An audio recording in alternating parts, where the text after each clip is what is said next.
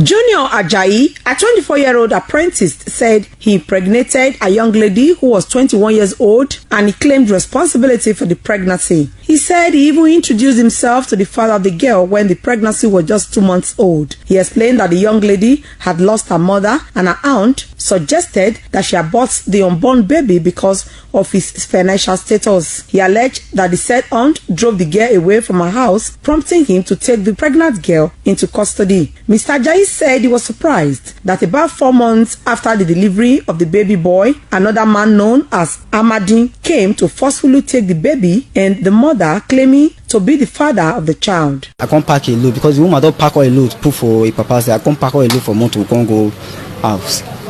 My party always play with her, take her see your picking. Before you know, you can't deliver.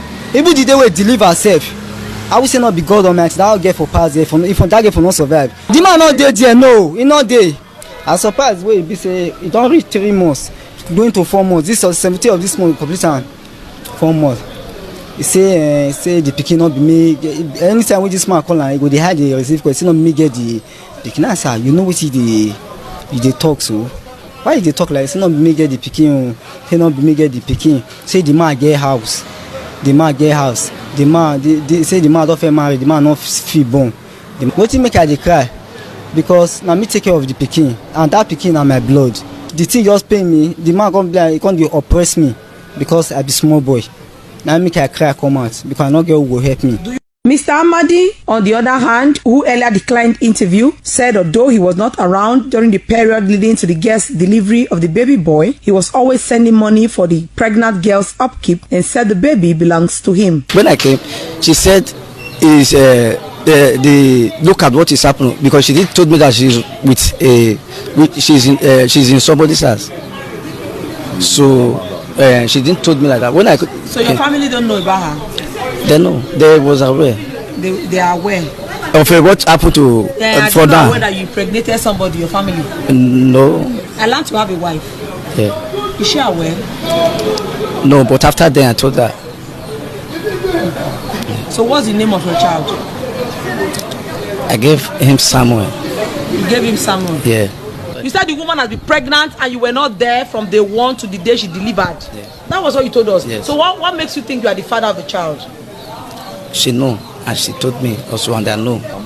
So why did you go there in commando style to retrieve the child? No, I did. That was not what I did, Oga. What did you not do?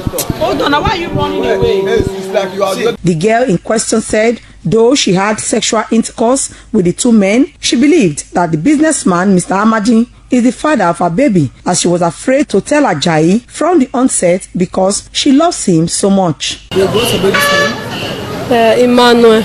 Emmanuel? Yeah. Who gave your baby Emmanuel? His pastor. So who is the father of the child? It's Amadi. Why are you saying it's Amadi? It's Amadi because it's Amadi that slept with me after treating my infection. It's Amadi. It's Amadi.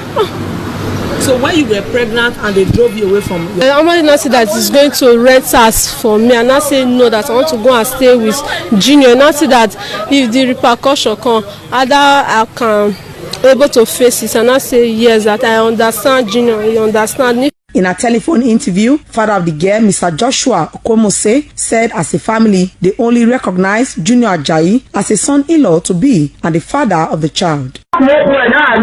Now I don't know this one will lock up for here. I don't know that one. If you tell them the things well, that's not the way I know now will swear. I don't know other people will come up for here. You know, I will be family. At the time of this report, men of the Edo State Security Network who apprehended the men were making arrangements to hand them over to the police. Best Mbiere reporting. Hello, my country people. How na dey? This is MAUREEN'S TV. My people. Wahala, they say no, they finish. Una don't hear this story now.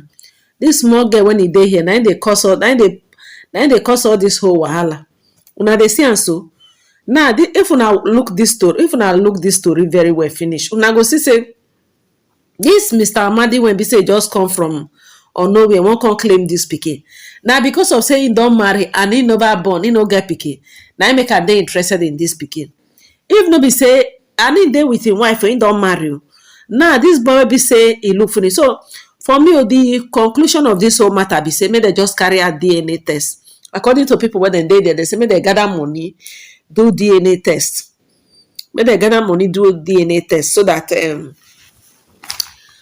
then go know who get the pikin. But for me, before they see that girl, they talk say na Amadi. If it be say na the Amadi true, because then they talk and say now woman where be say he get belle, now I know who give am belle. And the truth be that woman when he be say he dey with belle, now I know who give am belle. Edo people. No, in fact, not be Edo people. Benin, this thing happen for Benin. Man, no call Edo people, make them no come for me. This thing happen for Benin. Now for Benin, now this thing happen. So, now people, I really pity for this one where we say he really take care of the pikin for since when they take care of the pikin. At the end of the day, this Amadi just come from nowhere, just come hijack the pikin, everything. So I go to bring una more gist in case maybe I hear anything concerning this whole thing, because na very interesting matter be this. People come they say show. None of them they deny the pikin. Now this one claim and this one claim and where we say some kind girls they go carry belly like this, man go deny them. This one two men. This is the first time we say they see two men they struggle for person pikin. No, I never really see this kind of thing before. Honestly, this is the first time. And nowadays girls, I don't know what they were on. You see the way they open mouth, they say that this one now Amadi 93 after Amadi treat infection fin 9. So the girl just they carry why anyhow, he go carry why with this one, he go from here carry why with this one. Now wow, no protection, no nothing. See the way human being they risk their life. Now wow, my people, I wanna see this matter. Two men for Edo State, they struggle for one pikin. So the conclusion of this matter, and I just made them just carry out the DNA test. And one thing I noticed for this country, we say DNA test too dey expensive.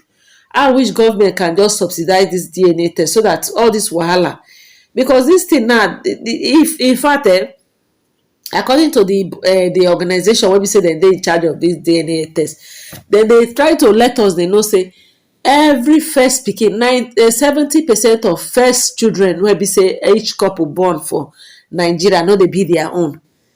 Say if the open mouth tell you the number, say 50% of Nigerian men, most of the children wey be say dem dey get no be their own. Say if the open mouth to tell people say see wetin dey happen, you no go believe am. And the truth be that.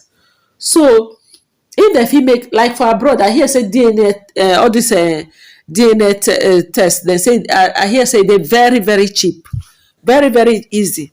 But for Nigeria here, if you know how reach 200,000, 300,000, who go do am for you? So the test too dey expensive now, because this matter now, this guy now, this particular one that they call Ajayi. Now you go cry us, now you go report the matter, give Olopa, say that they go intervene, say this guy they call intimidator, just come pack wife wey don't take get hope, pack her with in pikin. So he said no oppress, now the guy the oppressor say make Nigeria call help her. The only way Nigeria go fit take help her now just to make sure say they carry out DNA